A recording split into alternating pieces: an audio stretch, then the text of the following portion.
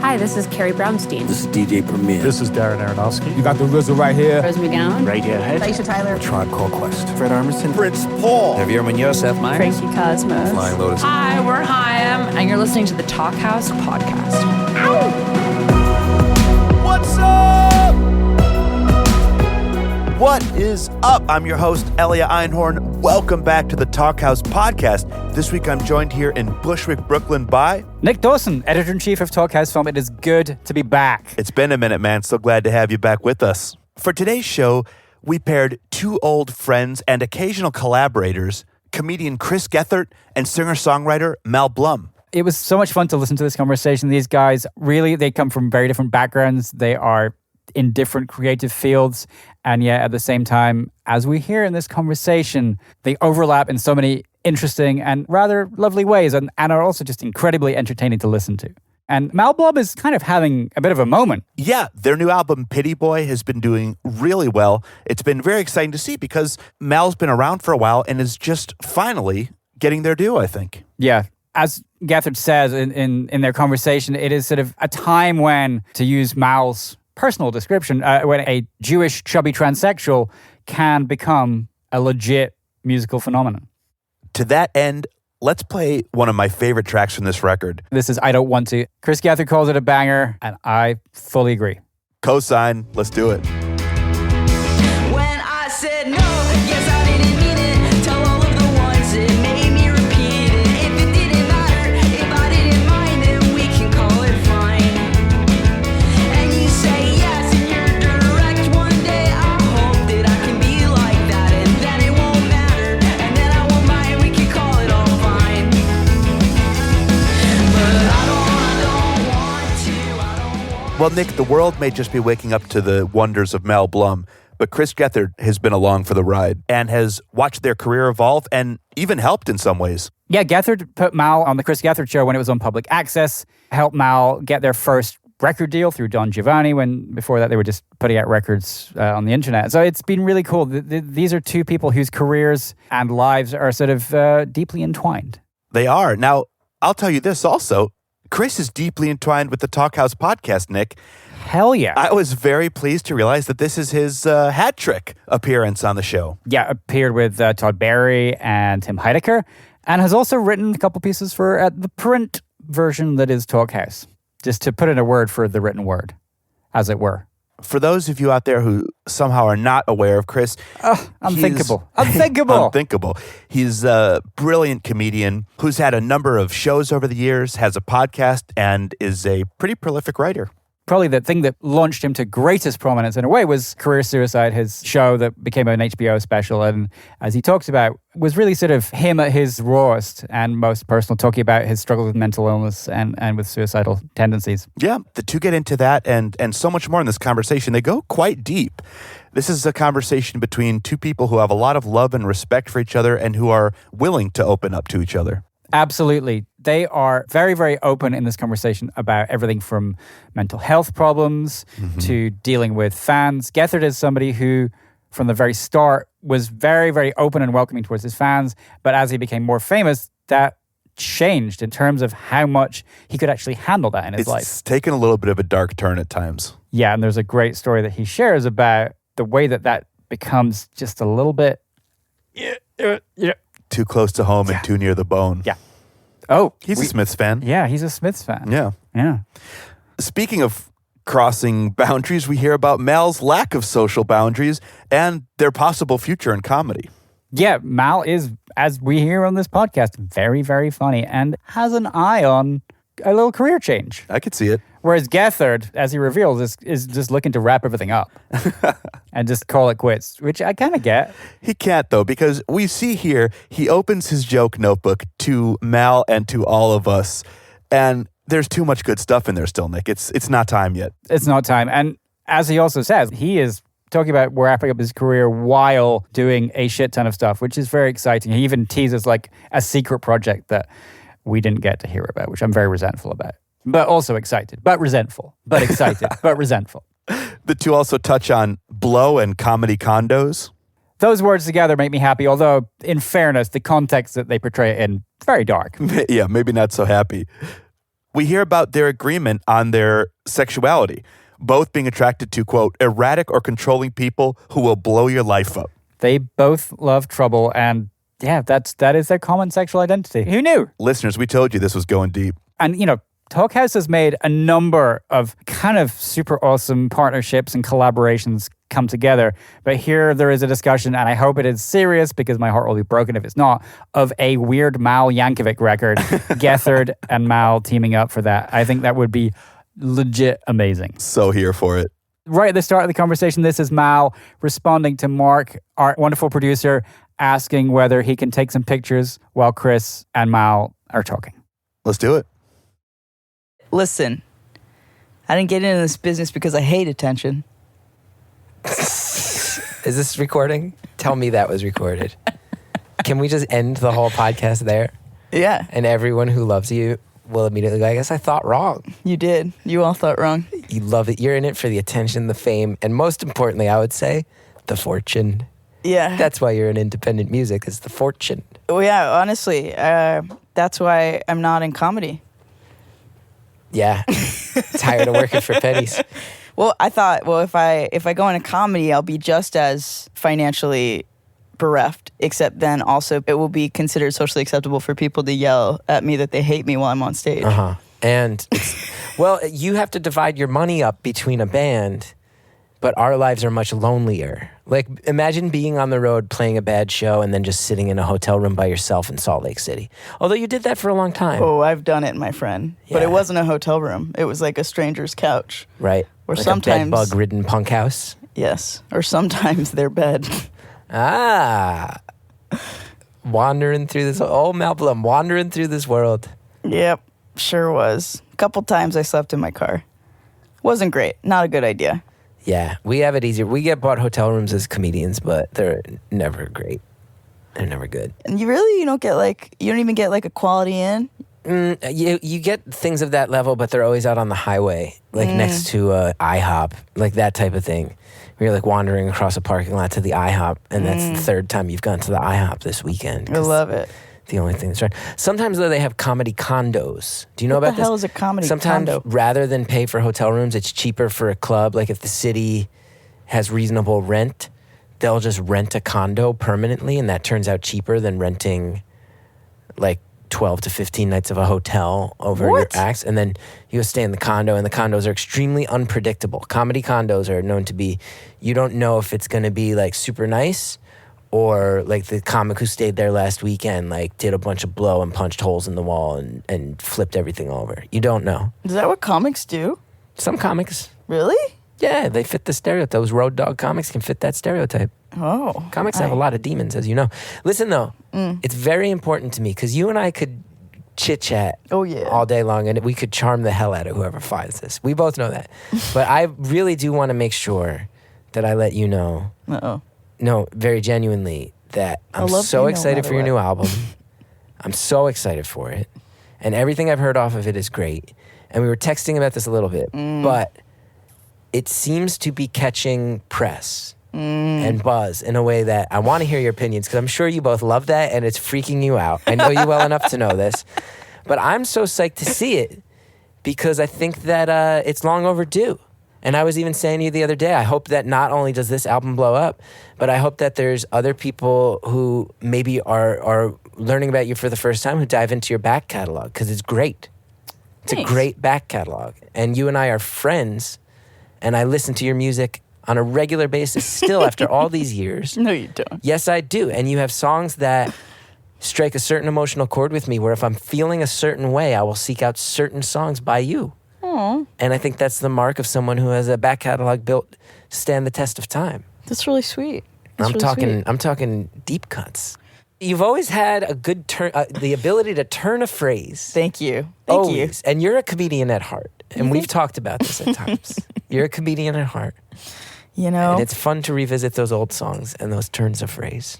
I love when sometimes people come to my shows. I love when they're like, after the show, they're like, "You're so funny. You should be a comedian." And I'm like, "Did you not enjoy the show that you just received?" I know what they mean, though. I know what they mean. So for anybody listening, the background is you played the old public access show that I did, and I was not familiar, and my jaw The dropped. old public access. The old show. public access show, and my jaw dropped. And here's the thing I wanted to talk about, and I wonder how you feel about it. What? We had, I mean, at the end of the day, we did over 200 episodes of that show between public access, 2 different cable networks. We topped out over 200 episodes, and I can say genuinely, no musical act was embraced by our audience more than you. And that's just real. And you know that's true, I think. And even in the Facebook group of like fans who, that Facebook group is still very active even though the show is done.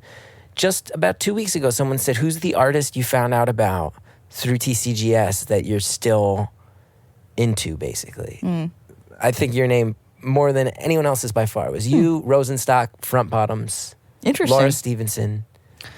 But it was Mal. And you know what I thought was very heartwarming too? Reflective of you as a human. A lot of them just said Mal. They didn't say Mal Blum. They said Mal.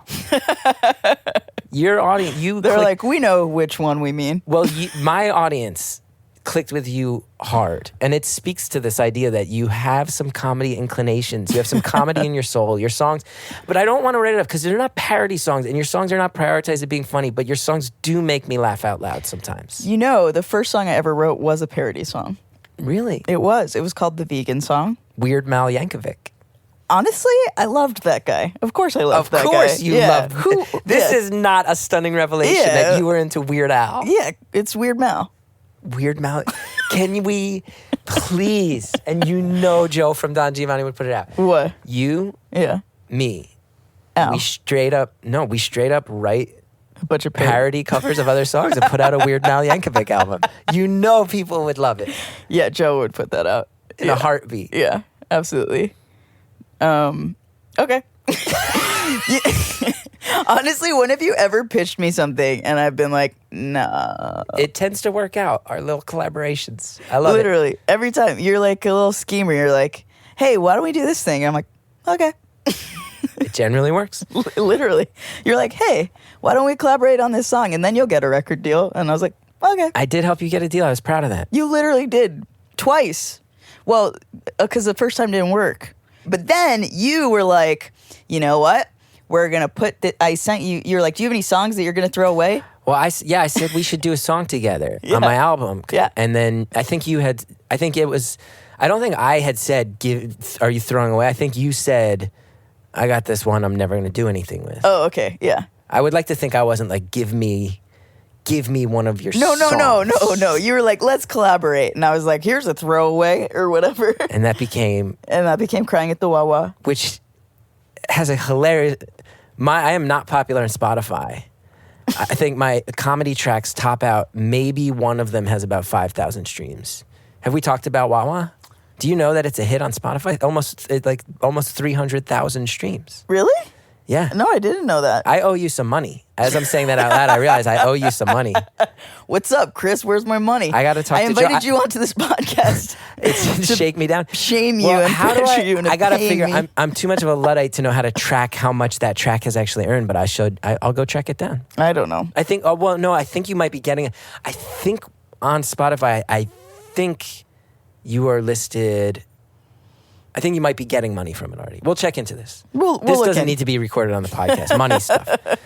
You're dodging. Listen, we're talking history between us, but you're dodging some of the things I brought up. Okay, wait, This but buzz- the end of the story is Okay, that yes. you were like, let's put this out and we'll put it out on my comedy album. And then I think, maybe Joe will see and he'll give you a deal. And that's exactly what happened. Yeah, Joe I was got your like, back. I yeah. should be your manager. I would have be a manager great now. manager. But you would be. You would be a good manager. Because who loves You're too you busy, more? though. Who loves you more? Well, my career. I'm starting to realize my career is winding down. So I might need a new gig. Your career is not winding It is. down. I'm happy that it's winding down. I want time back and I want peace back. And I've learned more and more. I've intellectually understood it for a while, but emotionally I'm at peace with the fact that no level of achievement is going to erase my neuroses.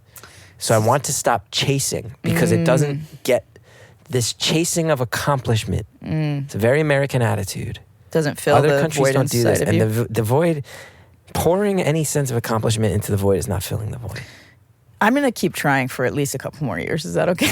You're not as old as I am. You're not as tired as I am. I'm sure that if I get to a certain level of achievement, I'll stop hating myself. I want to talk about achievement. I don't want to let you off the hook because your body Okay. language did change before when I brought it up. No, hit me. Let's do this. Yeah. This album's getting good reviews. And I don't know. Again, once again, you to anyone listening, you sort of turned away. No. Now you're grinning. You're bashful. We got some good reviews before it even came out, like good ones. Honestly, there's more reviews of the record before it's released than during the entire album cycle of the last record. How you feeling? I feel great. I mean, I feel good. I'm nervous. Yeah, I'm nervous. This is the mix. This is the mix, yeah. This is the conundrum. I mean, I don't know what's different about this one. It's just clicking.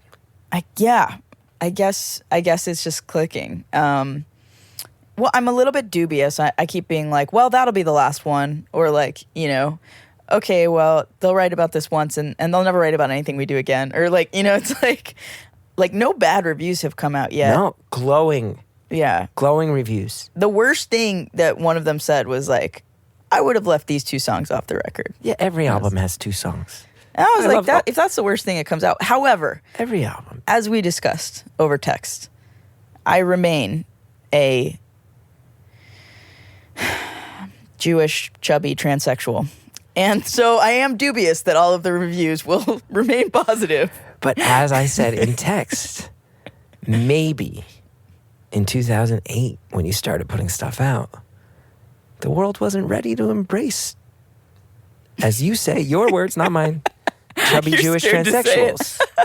I'll go there. You just Look at pointed the at me. look You at the pointed fear at me. in his eyes. But listen, the world, you're ahead of your time. You always have been, and maybe the world has caught up to Mal Blum. I mean, it's interesting to think like, oh, maybe in 2008, the music industry wasn't ready for it. But I mean, in 2008, I wasn't out as trans. I mean, I was with like my friends, but I went back in for a while, and I definitely wasn't like identifying that way alongside Even my music. deep into our relationship, I feel like, Yeah. I don't know that, I think we met maybe 2012, 2013. Sounds about right. And yeah. I don't know if you were using the syllable trans. No, I don't think I was. I think that there were, even as our friendship has progressed, I think I've heard you phrase it in many different ways, which is neither here nor there. Yeah, no, it's definitely been like a, pardon the pun, but a bit of a transitional process. Which, yeah, I think it's interesting because I went through my pronoun change in 2014, like right before we started doing all the press for the new record, and I was really nervous about like, because effectively I was like, I'm going to come out with, like this is what it will be, and I had a big freak out. But it seems like as I have gotten more sort of like comfortable and like vocal about like being trans, only positive things have come from that.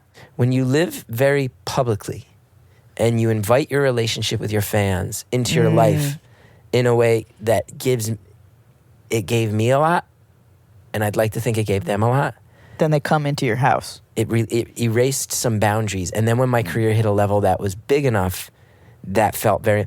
When you first met me, and it was this cadre of public access fans, and they would call on the phone, and I'd know who each of them were because there were so few of them, and it was growing. It felt like this at first it felt like a family, and then it felt like this army. But then once I had the HBO special in particular, where I talked about suicide, Right. I'm very proud of that special, but I have major regrets because also it has opened the floodgates of people having access to me in a way that has scared me a little bit. And especially now having the kid. Like people are reaching out about mental health stuff that you feel Every day unqualified for the past to. 3 years. Wow. I get a message online or someone coming up to me, and it's very, very flattering, Yeah. hard to navigate. And then also just weird stuff. Like people, I was once, you'll love this. I was once eating in a diner. And I Nice. love diners. Yeah. I'm a Jersey guy. Yeah, Jersey. You got it. And got tagged in a photo on Facebook. And it was in the Gethard Show fan group.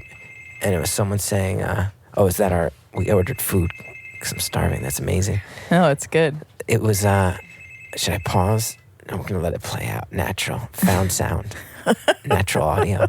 But I get tagged. I'm eating in this diner, and I get tagged in a photo, and it's a picture of me in that diner while I'm still there, and someone's saying, look who I just found. Let's guess what he's eating. And it's from the perspective of your pancakes. It's like someone in the diner. No, it's like the insane. call's coming from inside the house. Yeah, yeah. It wrecked me. Yeah, that's And then weird. my shrink was like, this is...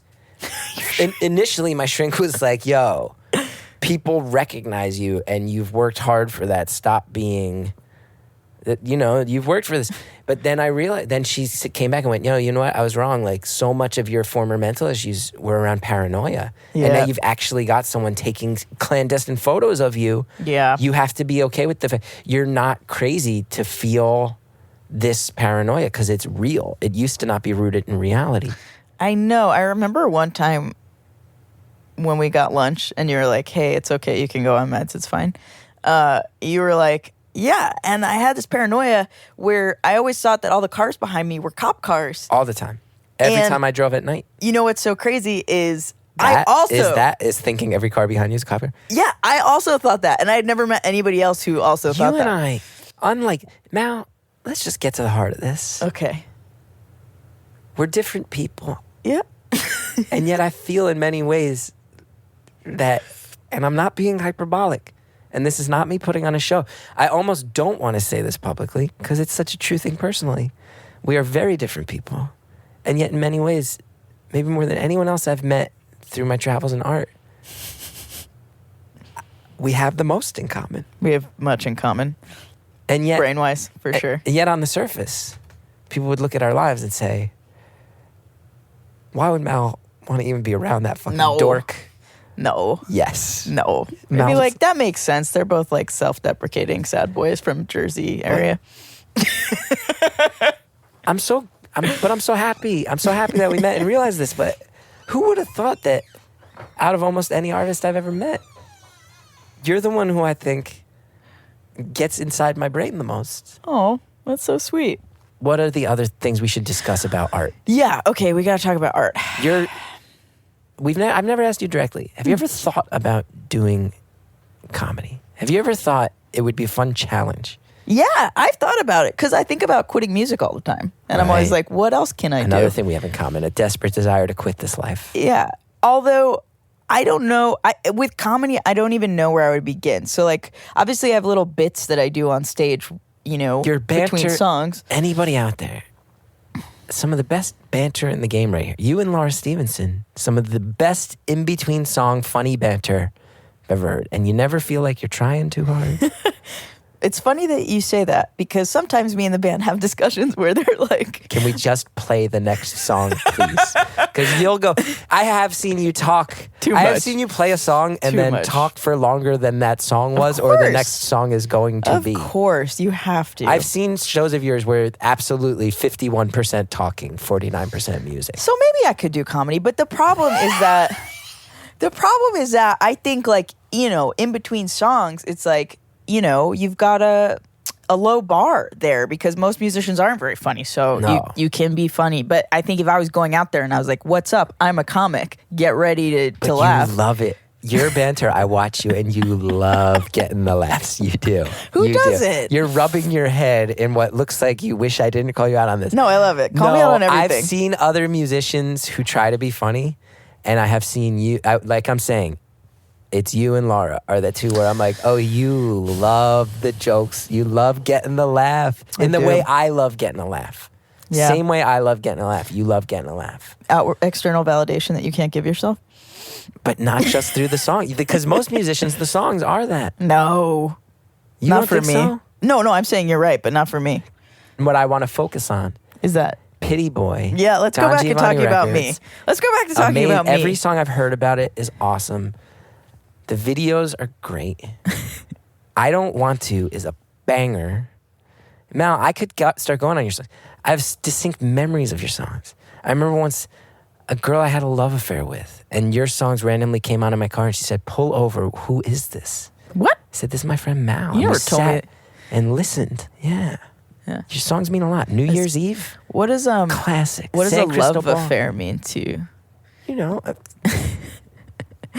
I'm not Hold sure. on. What does love affair mean? I'm pushing the bullshit buzzer here. What is a- Because I've known you long enough, my friend, to know that I do not need to explain Well, a burning, bright, quickly passing love affair to Mal God. Blum. We've both gotten ourselves in trouble with these emotional turmoil relationships. oh yeah. Yeah. You think? Oh, what's a love affair? Mal asks Gethard. Well, what's a love affair for straight fucking people? right, I mean- says Gethard. You don't know what a love affair is. You and I have poured our hearts out to each other over these brunches. Oh God. I had a breakup this week actually already. Really? Yep. I love you to death, Mal, but this has been a sentence you've said every time we've hung out. Fuck. When have we hung out where you haven't had a breakup that week? I'm so sorry to hear it, first of all, but No, I'm also you're- going to put the screws to you and get the No, laugh. you're right. You're right. We often do. Here's a funny thing. Two people, again, very different. We've leaned on each other over breakups. That's true. That's you've true. given me a shoulder to cry on over my straight relationship breakups. Well, because sexual orientation aside, I think, being attracted to erratic or controlling or people who will blow your life up, I mean, Yeah. that just has no gender. That's true. If sexual identity can be defined as dating people who you are scared of or who want to control you in ways you are uncomfortable with, then I think you and I, Yeah, finally same- have found the way that we same are of the same sexuality. sexual identity. If a sexual identity can be defined as loving trouble in other human beings who you date, then yes, we have found the common sexual identity. I don't know. Do you think I should go to I was thinking recently, I was like, I don't know, maybe I should go to a Love Addict meeting or something. Wow. I don't know. I could This see shit it. ain't working. I'll tell you what. We can talk off mic, but I've had the same thought about myself. We're gonna go. I've had the same thought. Me and you Great. team up and go to a Love Addicts meeting together. Incredible. But we can't go together because we'll just keep making eye contact and laughing. Yeah, that And would be bad. everyone's feelings will be hurt. So, where do you think I should start with my comedy career? I think you'd actually be good at it. I think you'd be surprised. I think you'd shock it. Like, most people have to go and do 1 million open mics, but I feel like you've already done that. You've already dabbled. I can't go to any more open mics. I'm tired. What? I'm Because you came up. old. Am I right in remembering you came up a little bit in the coffee house scene? Oh yeah. Toured in coffee And now houses for you're years. on Don Giovanni and you got the full band. You're a little bit more of a punker, A little more of a punker. but you still got that soul. Indie rocker maybe. I How don't do know. your lyrics hit you? If we're talking about art, Okay. do you writing process? do you just always keep a pad with you or constantly have notes in your phone? Because you have some turns of phrase that I love. Thank I was you. thinking back to cut your good night. I was thinking about this with you. Mm-hmm. Your hair was black Oh, till it was God. blue. I've always had a crush on you. Oh, A God. very traditional, I was 18. but also Give me a but break. then even that song hits another level of I write these songs about you. I play them at my shows. I write these songs about you. And I hope that you know. It's right there. That's beyond an 18-year-old. That's the early, if we're going to get the career retrospect, that's the early Mal Blum lyric where you're like, ooh, that's got some spice on that right there. Yep. And then with every progressive album, I feel like things have gotten, what would I say? Just as charming. Here's what I'll say about your growth as an artist that I've sensed as someone who has been along for some of the ride and has also, because I think, was San Cristobal your second? I forget, or Every Time You Go Somewhere? Was that was the name of the album. San Cristobal was track 1. Was that Yeah. your second album after Goodnight Sugar Pop? Technically, there was an album before Goodnight Sugar Pop, but I That have I'll never know about. scrubbed it from the internet. Beautiful. Because Well, I was, it must have been, because that's hard to do. Because I recorded it when I was 17. You can't be doing that. You can't be putting that out. Listen, though, here's No, what it I was was going to out. I scrubbed it. say. So I was around pretty early, and Yeah. I've seen a lot of the albums come out. Here's what I will say that has impressed me the most about you, is that your lyrics remain, they have retained all of their charm, and you clearly feel no need to be as cute. No, yeah. You know what I mean? Yeah. I'm not cute anymore. They still stab you in the guts, and there's still so many of them where I'm like, oh, fuck, that's good, Mal. That's good. That's good. Yeah. But you don't. kinda like- But they're not. You're not winking at the camera anymore. You know what I Nah, mean? yeah. You don't need to. Yeah, I'm not quite so tongue-in-cheek anymore. But still very funny. Thank you. But let's because we haven't talked about you at all. So I have Because some, who cares? I have some. I care. They've all heard So it you- before. Even I'm tired of You're it. tired of. Well, I have some questions. Okay. Oh, because you asked me what my writing process is if I bring a pad around. First of all, I can't write by hand. Yeah. I mean, I can physically write by hand, but like I can't write at length by hand. It's Yeah. part of my like Same. ADHD. Like Yeah. I had like an IEP about it at school. It's like I can't like write. So no pads. I don't really bring that stuff around, and I go through long periods without writing too. So like so this is what I wanted to ask you. Do you find that when you're promoting something, you're not able to create? Very interesting question. I know, I'm a very good interviewer. Well, you goddamn charmer. I would say that it works on two levels. One is, I think one of the things I've done for myself that has served me best is I always have a back burner project that no one knows about. So like when I was working on my TV show, well, I'm kind of sneaking away at night, and when that's too much pressure, I'm working on a book, and then the book comes out, and everybody's like, whoa, and then I get to go on TV shows, like I got to go on Conan and promote the book, and then they also play a clip of the TV show. It helps all those boats rise. You know, I'm working on, there's stuff right now that I'm working on publicly with the new public access show I just launched, and then I have a big project going on that no one knows about that I'm not going to make public because I don't want people asking me about it because I don't want the pressure on it. You gonna tell me about it off mic? I will. You'll be very excited. Great. But so I always have managed to do that. Long-term, slow-burning things, like the equivalent would be like if you had an album coming out, but then you were also working on like a, you know, collaborative thing with someone else. Just like, hey, let's let that take 3 or 4 years if it needs it. Just have that ball in the air. I have long-term plans like that, Yes. but I don't actively work on them. That when keeps they're- me sane. Is always interesting. having those. That's the safety net where I feel like I won't totally crumble if one thing tanks. Yeah. Now, as far as writing You're actual diversifying jokes, your portfolio. I would say that for someone of my level of experience in the stand-up scene, and I am probably one of the worst writers as far as generating new material. It takes me longer than most people at my level, and I'm also very bad at being disciplined about it. Most of my stories, because my stand-up, I tend to tell stories, a lot of them I never write down. I just kind of mumble on the subway, and people think I'm insane. And then I tell them on stage fully formed and start workshopping. Comedy's interesting too because I'm very jealous of you as a musician because you get to write a song and then you can play the song for people and people can tell you if they like it. You can adjust the song in private. You can only adjust jokes by doing them in front of crowds. You have to bomb. Like you don't, I'm sure there's musicians who do, but you don't have to try out a new song before you're reasonably confident that it's where you want it. You have producers and engineers and musicians you can say, hey, let me play this for you and tell me in the van or behind closed doors what you think, and I can adjust, tinker. Comedy, it is literally impossible to know if a joke works until you say it out loud in front of a paying audience. Interesting. So the writing process is hard. I'll sometimes write little sentence fragments, mostly on my phone. I keep a joke notebook too. I actually have it with me. Oh. He's I keep a opening up notebook. his backpack. So once I start really once I'm really cooking on an idea or like thinking of an album, Let's see. then I start. Wow, this looks like a serial killer's mind. You'll see. And every single one of these things that has a is line your on it handwriting? is a different joke. You'll love this. Like so just one of them. Like, Here. oh, here's one I forgot, Okay. and I started doing it. Okay. Just the quote. Like this popped into my head. What is it? This popped into my head. Oh, you have an opinion on ganache now? What is ganache? Ganache is the hard chocolate shell that goes over many desserts. And this joke is about how Great British Bake Off Yeah. is such a gentle show, but as an American, the joke, and it's been working. I've been building. I'm glad I read that because I forgot I was working on it. I also have that bad habit where I'll work on jokes and get them good and then fucking forget them. But it's like Americans, we're so trained as TV viewers to be like, everything's competitive, everything's about drama. I know. Everything's about fight. And Great British Bake Off legitimately is a show where it's like, oh, no, yeah, their cake was better. I should be voted off the show. So my thing is like watching it as an American, I'll sit there and they'll be like, oh, yeah, I understand why I'm leaving. Like, I've been in over my head for a few weeks. And meanwhile, I'm sitting home and I'm like, take your fucking bullshit.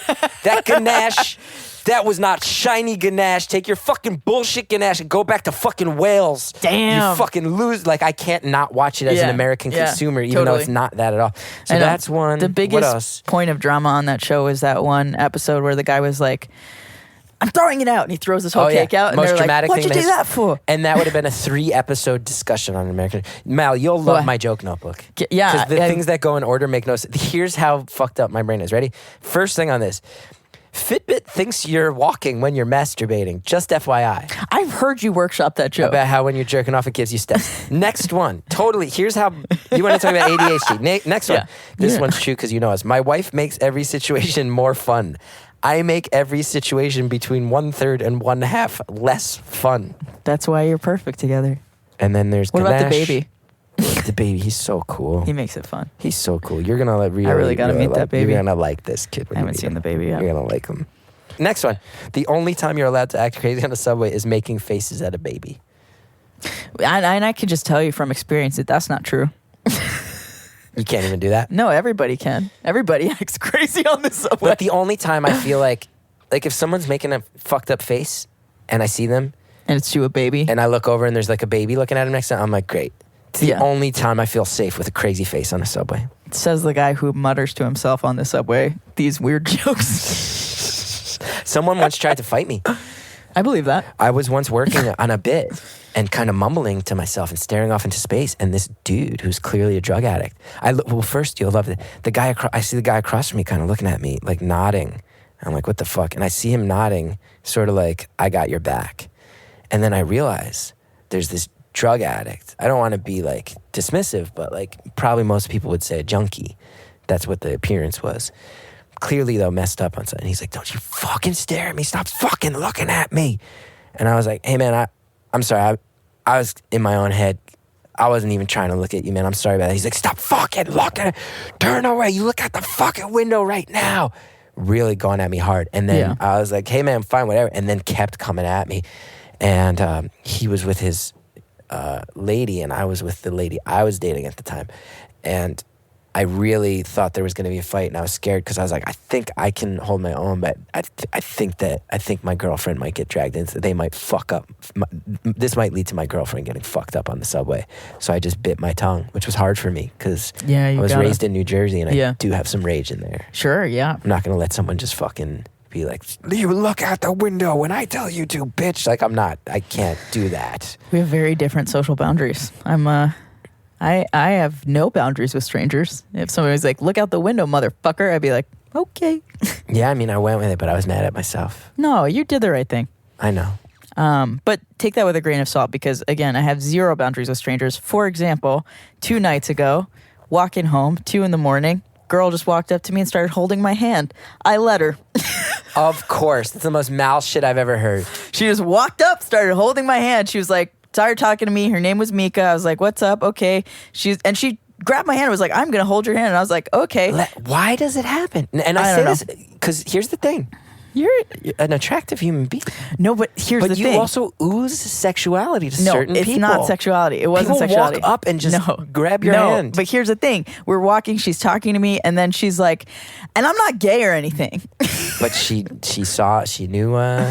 No, I think people just sense me as boundaryless. She said, there's something happening, churning deep within me that I didn't know was there before. And no, it's not like that. Anyway, you can't write by hand. I've shown you my writing process. Yeah. Oh, I have other questions. You just had a baby. Yeah. And you are an artist and a performer. Yeah. And a touring artist and performer. Yeah. Do you feel like having the baby has affected you as a creator in any way, positive, negative? And how do you make that work with touring? Well, I haven't toured yet. You haven't yet. Cal was born in April. I don't have any touring days on the book until September. Yes, he's 3 months old. So I took off from the road until September. Okay. Paternity leave. You made your own paternity leave. And I'm still working in New York and doing shows in New York, but I'm home every day, at least for some of the day. Do you and Hallie have like a schedule? A little bit. Like I'll wake up like 1 to 2 hours earlier than I normally would.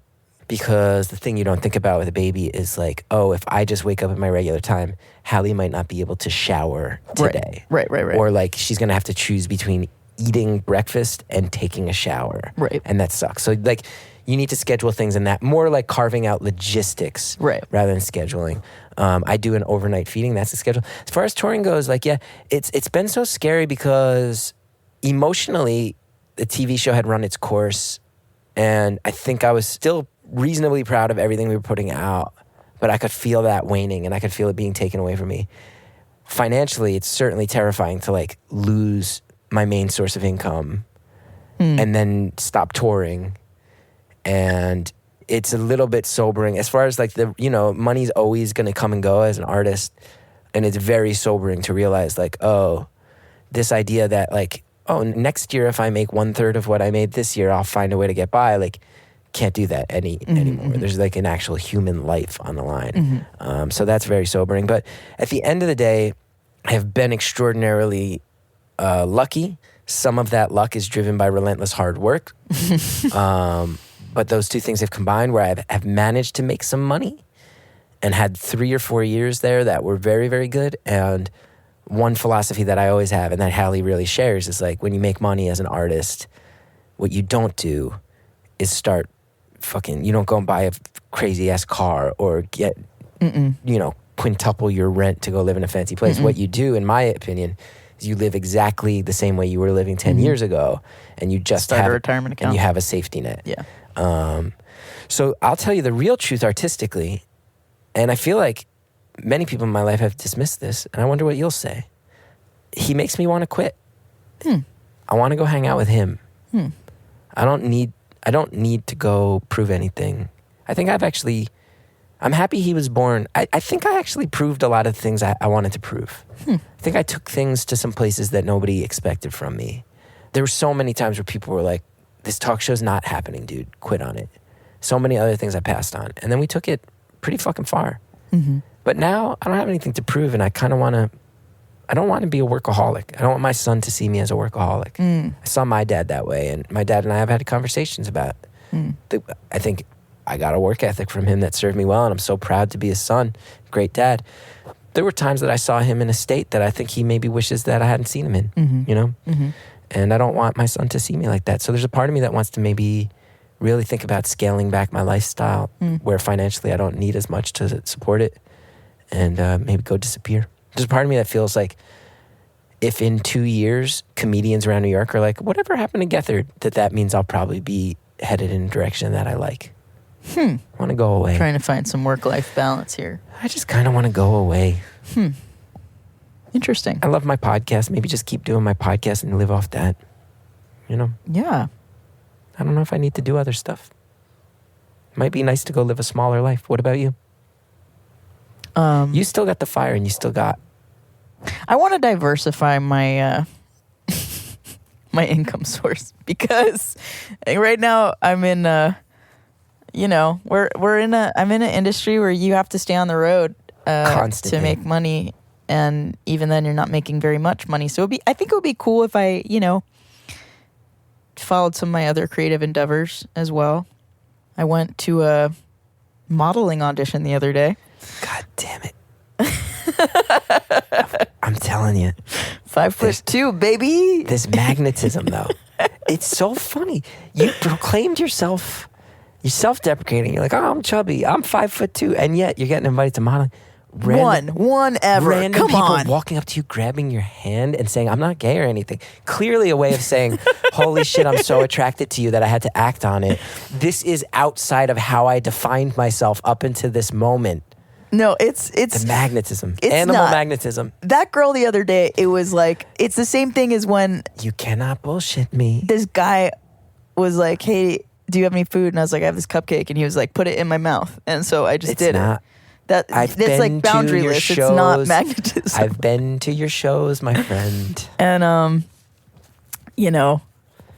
What don't else? Yeah. Anyway. Cal makes me want to scale back, live a smaller life. What else? What are the Interesting. other last minute questions? Or are we done here? Well, I think we should find something to end on. Something You know? to end on. What's a good closing thing? Let's see.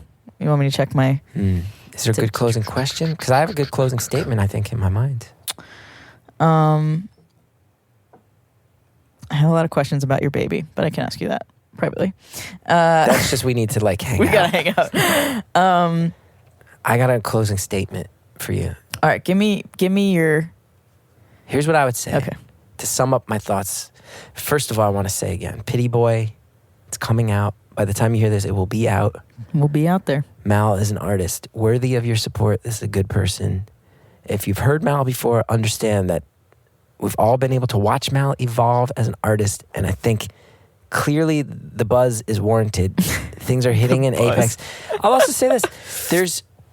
We didn't even get into this. I think there's a certain type of artist that I think in the past few years has, in a very exciting way, caught a lot of attention. And these are powerful singer-songwriters who aren't cis males, I think is how you'd say it. I'm thinking of like Waxahachie exploding. Sure. I'm thinking of Mitski exploding. Sure. These are people I think you have a lot in common with in certain ways as far as the space you occupy in your industry. There's a part of me that's like, yeah, the industry's finally ready for Mal. And those artists' success are showing me that there's more of a place than there was 6, 7, 8 years ago for them to understand the brilliance of Mal Blum. I hope that you're right. I also have had some experiences just this past year that I was like, oh, there's still so many old guards in the music industry. So many. And the fact is, this is the first time, as of like a few months ago, that I've been able to find a manager willing to take me on, and that I've been willing to find an agent willing to take me on. Nonsense. That's a lunacy. And it's been nothing but rejection for 10 years. And that includes almost every indie label, even the feminist ones that you could think of. It's bullshit. Don Giovanni's the only one that wanted to take us and on. there'll always be, and I know you're smart enough to not forget that. And I know you're smart enough to not get caught up in it as it moves forward, but yeah, no, I hope things are changing. I think this swing is going to connect in a big way. I'm excited. And I will say this is my closing statement. Yeah. As an artist, you can often feel very alone, very confused about if you're making anything resembling a good choice in your life. And one of the things I've come to learn more and more is that it can be a very lonely path, especially if you're someone who's hard to define. I think you've been hard to define as an artist at times. I've been hard to define as an artist at times. People have watched my comedy and not known what to make of it at times. And in the course of living that life, every once in a while, you're kind of wandering through the desert and you come across another person. And artists need to connect and lean on each other. And all our jokes aside, you have been someone in my life who has been that for me. And I don't know if I would have been able to keep my head above water and make choices that were sort of risky without you and a handful of other artists in my life. So I thank you for being one of those people. Wow, that's huge. I didn't know. No, I have a lot to thank you for as well, and I think you've always done good work. You're putting good work into the world, and you connect with people, and maybe what we can take away is above all, the art was the friends we made along the way. I'm going to retire. I turn 40 next year. I'm going to retire. Thank you for the kind words, but those days are done. I'm cooked. My goose is cooked. I don't matter anymore. Goodbye. I know you keep saying that, but like, I'm also like, you probably, I don't know. I talk about quitting like, once a year. So, when I fill you in on the stuff I'm up to, you're going to be like, you're an insane person. That is absolutely not quitting. Yeah. When I tell you my workload right now, you're going to be like, fuck off, dude. Yeah. But it's an escapist. As my therapist would say, it's being like, well, I'm just going to quit the whole thing anyway, is like a little bit of like a comforting escapism, because you're like, it doesn't matter if this goes well or not because I'm going to quit. I'm going to go find a real life because I'm aware that there is one out there. Oh my God. Should we eat these vegan burgers? burgers? Let's go eat. I'm so hungry. Thanks for having us. So hungry. Thank you for inviting me to do this. Mark and Talkhouse. Thanks for being my pal. Thanks for doing this. I cannot wait to listen to this.